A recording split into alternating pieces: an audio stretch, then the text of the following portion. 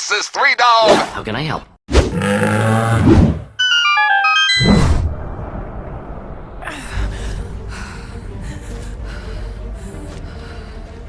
For some, discovering the secrets of the world is the only way to live.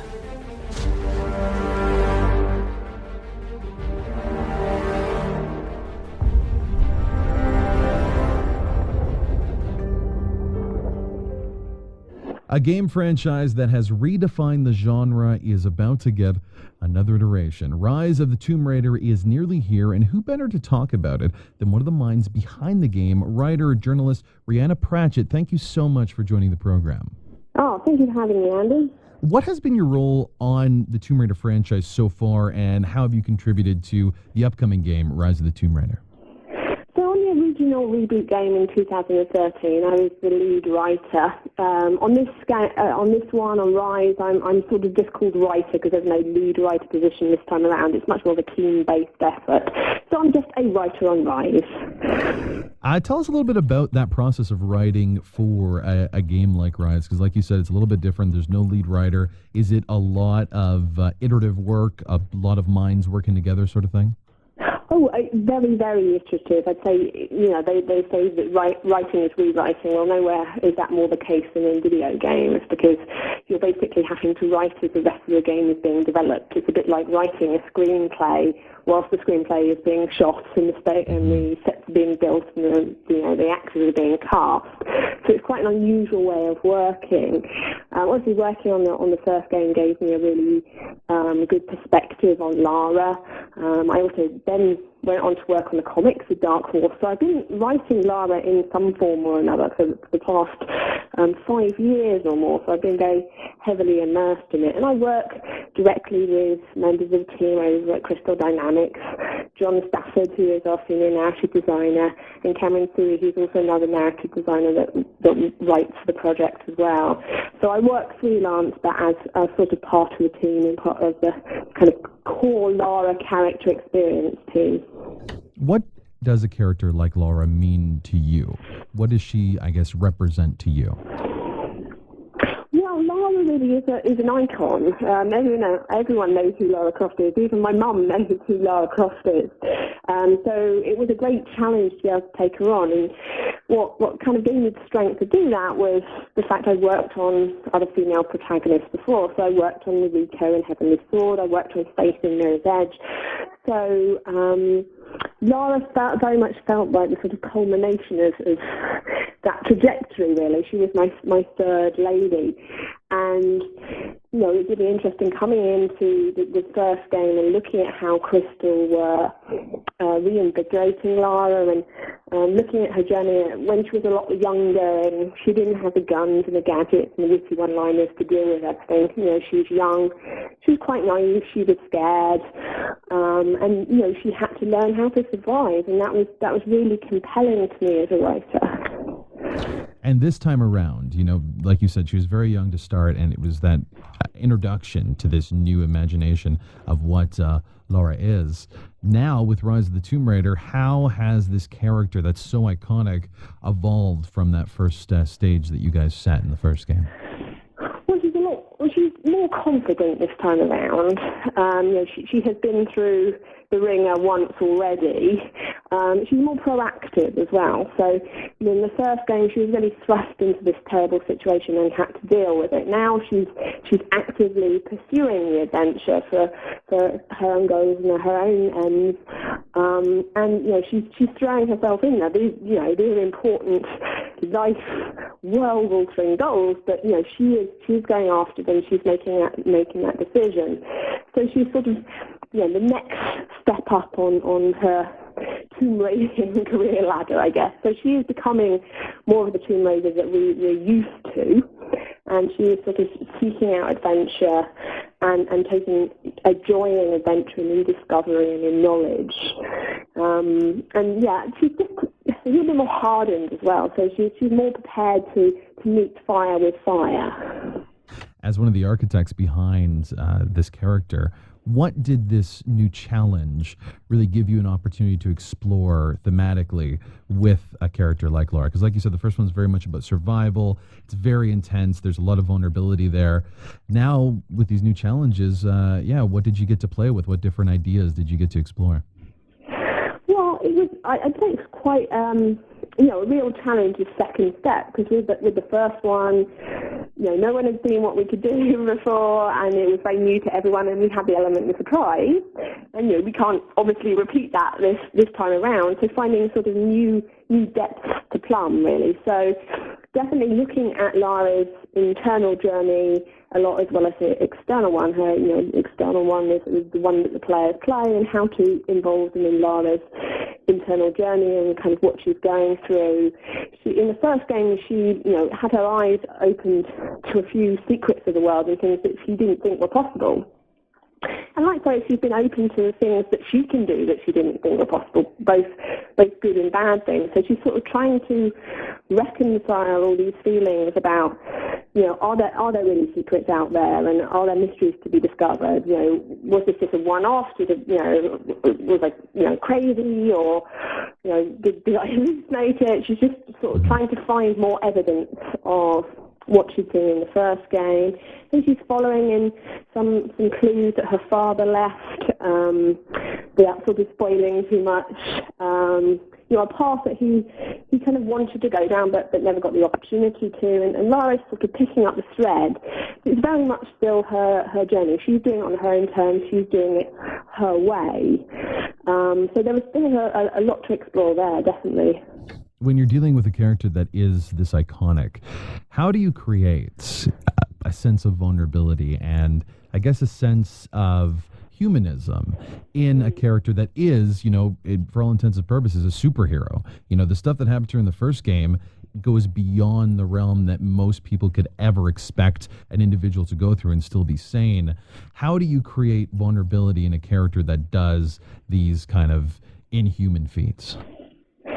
I think it's really about drilling down to the emotional core of the character, the truth, the commonality of mankind, what unites us all, whether we're fantastical creatures or whatever our moral compass is. There are certain things that kind of unite us as human beings: love and loss, and familial problems, and greed, and all sorts of things that are common themes and common that we can all kind of empathise with a little bit, even if we don't necessarily like a character. We can, that's not necessarily even necessary, but we can understand a character. So paying attention to those aspects of a character and that emotional truth at their core was really important with Lara. So looking at, in the first game, her friendships and what they meant to her, particularly her friendship with Sam, her best friend, which is a very sort of quite a female friendship, and I was very sort of aware, that these are two young girls, and I took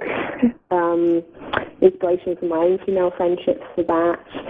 But in the second game, she was sort of, there's a lot of delving into her psyche, really, and she's trying to kind of put together the world and put together herself, because she's come to realise that she can do things that not everyone can do, and that's scary to her, but she's kind of taking a few more steps to embracing that. So yes, that finding that truth and holding on to it, even in the kind of face of multiple mass killings, which Tomb Raider is hardly the first game to do that, and that it's a very game premise that in these action games there's often a high body count. So yeah, it's making sure that you hold on to that emotional truth of the character and keep coming back to that. How do you think the game deals with the realities of violence? Well, I don't think we shy away from it. Personally, as a gamer, I always found the death scenes really difficult. They're quite visually impactful, but they certainly, there's a little bit of a throwback to the original Tomb Raider games where Lara's deaths were famous, really. But they do sort of make you realise that this is a fight for survival, and that there are sort of real and violent consequences to it not going Lara's way. So I think it deals with it in a as much of a realistic way as any game can. Ultimately, if she'd been a real person, she probably would have died from the spike that went to her side at the start of the first game, and it would have been a very short game. So, we try to put more humanity in there and more vulnerability in terms of you see her kind of cauterizing a wound at one point, and she staggers and she sort of crawls and she seems like she's in pain at certain times, but also it's as I was saying, that kind of humanity and keeping her connected to other characters in the game and caring about other characters. I'd say that with this game, she's a little bit more solo than she was in the first game, so she had more friends around on the island in Yamatai. This one, she's on her own a lot more, so she's in her head a lot, but she's still got those she cares about to help bring this sort of to kind of balance, I'd say, all the kind of the violence that's happening around her and to sort of ground things for her, I think. For the audience, when you talked a lot about the instances that you had, those very intense death scenes, and there was a lot of controversy on both sides, and I think some of it has to do with the effect and impact that your team did on creating that sense of vulnerability and humanism. So when this character did go through these terrible deaths, you felt more. Where is that line between conveying an effective, nuanced, and really deadly instance of someone dying versus the more exploitive, maybe circa 1990s version of Lara, where there's more moans, it's more sexualized, the death? Where is the line, and where do you think it falls in this game? Well, then, speaking from a writer point of view, and as someone who's had worked on video before, not for this game, but has worked with voice actors and things, I don't think anyone ever tries to make any of Lara's moans sexual. But she's going through a lot. She is exerting herself. But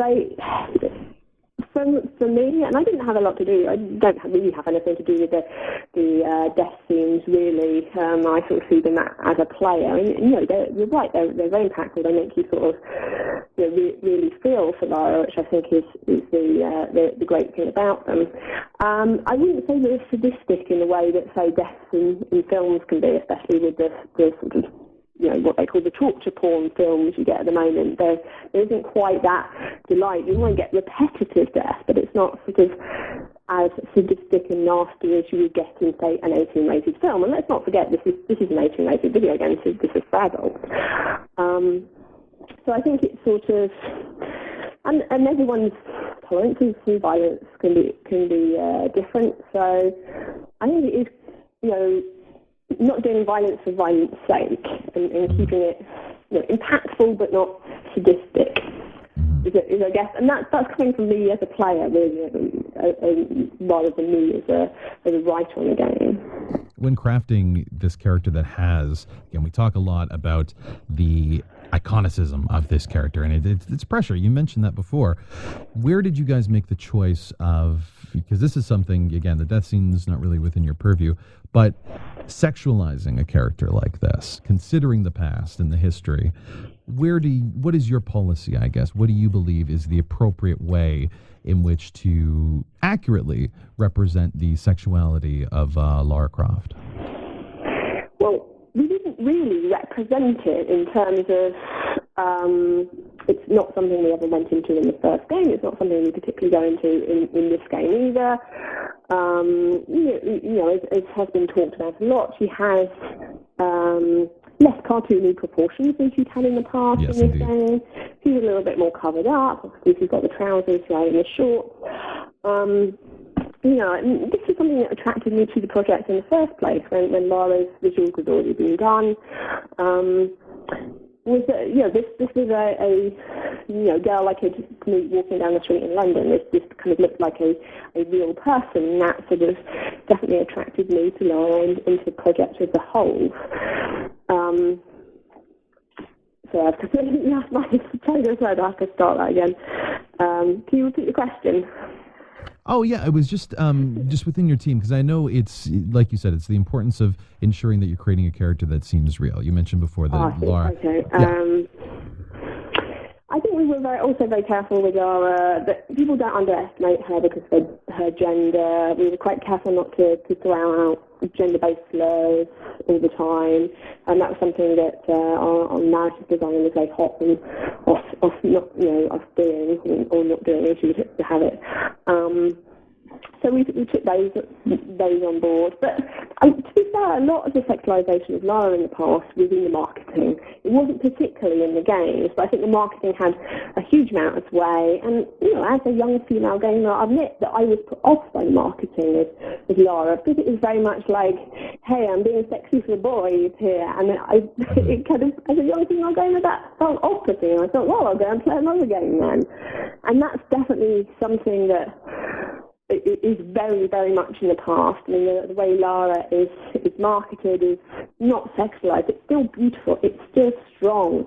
It's still characterful, but it's not sexualized in the way it was done before. And again, I think that's really attracted people to the project. And I know it did me when I first joined the team. And you've only got to look at the covers of the games, and they're strong poses, they're characterful, they're showing you who she is as a person, rather more than who she is as an object. Previous covers would have her kind of, saucy, looking over her shoulder, or kind of doing that special move that only animated characters can do, where they're showing her behind and their boobs at the same time. They were great, strong images that we chose to kind of go with. So sexualization doesn't really play a part in how we're depicting Lara. Well, again, it's excellent to hear that, because I think that's you talked about how you were attracted to the project because that wasn't shown, this oversexualization, the first time around. And I think for a lot of gamers, regardless of gender, that was a big reason why they really enjoyed the first one too, because this was just a badass, great, strong character that you didn't really feel the need to have that extra layer. And for Rise of the Tomb Raider, are you sticking with that policy? Oh, absolutely. I mean, there's no denying she is sexy, but that is a different thing. She is strong, she is capable, she is empathetic, she's intelligent, she's all kinds of things that we think of as sexy in the real world. So it's not like she's not a sexy character, but she's just not sexualized, which is the difference. And that's something we really brought through with Rise as well, because I think, as you say, it went down well with players. I think they found it refreshing to see. Where do you see, and again, just because this character is so iconic and these games just work so well, narratively, one thing I really loved about the first one is that any instance that you found a weapon or improved your skills and grew as a character tied in almost seamlessly with the progression of the narrative. It never seemed like it was unnecessary that now you have these new skills. It all seemed like it was all just to survive. Now with Rise of the Tomb Raider, she's coming into this. She already has a lot of these skills. She's starting at a different point. How do you keep those two lines still parallel of the gameplay and the narrative when you're not starting fresh? To be honest, that's probably one I can't answer, only because it's very design orientated and I haven't had much knowledge of what's going on in the design side. So could we possibly skip that one? Yeah, not a worry, not a worry. Only because it ties in with the systems and design of the game, which I don't have anything to do with. Sure, not a problem at all. Where do you think because you worked in the video game industry for a while, you've written for several different games. Where do you believe, as a gamer and someone that writes in it, the industry is going in regards to the depiction of women? Well, if you go by this year's E3, there are a lot more games out there with female leads, with great looking and sounding female secondary characters, and that was really great to see. And I think that is the way we're going. And I do think that the success of the 2013 reboot does have a lot to do with it, because it's showing that not only are female characters desired by reviewers and getting good review scores, but they're desired by players as well, and they're selling to male and female players all over the globe, and there's nothing that really kind of generates interest like the good old dollar. So I think that really kind of shook things up a little bit with publishers thinking, hey, there is actually a market for female-led titles, and Lara, even in her first incarnation, it wasn't the first female protagonist out there, but it's arguably probably become the most famous. So yeah, it definitely showed that there was a decent market there for female characters. It showed that male gamers were not put off playing a female lead character. So I think it did a lot of good stuff that sort of has had reverberations throughout the industry. So I think we'll start seeing more female-led games. I think hopefully we'll see more writers brought on board, and if you're a good writer, you should be able to write a good female character, a good male character, and having writers and narrative designers involved in development, and that's still a relatively new position within the games industry. I think as more writers and designers get involved, then we'll see better characters throughout, male and female and everything in between. And that's kind of key, I think. If you look at the last decade, we've seen narratives grow as well as, we've seen sort of more textured characters, better realised characters, better performer characters. Our characters are getting better as our narrative sensibilities are getting better. Hear, hear. Excellent. Thank you again so much for joining the program and talking about this game. Cannot wait to play it. For you looking at this project, for you looking at this project and knowing that it's done, people are going to get a chance to play very, very soon. How do you hope this game and the story that you and your colleagues crafted resonates with the millions of people that are going to get the chance to get their hands on it? I just hope it sort of satisfies them as Lara's second step of the journey. I just hope it kind of engages them and brings them back into Lara's world again. We've had a few years since the last game, so yeah, I just hope it engages them in the same way the first one did. So that's all you can hope for, really. Thank you again, writer, part of the team behind Rise of the Tomb Raider, second iteration of the new revitalization of a franchise we know so well. Rhianna Pratchett, thank you so much again. You're very welcome. This is Andy Burkowski for VGS.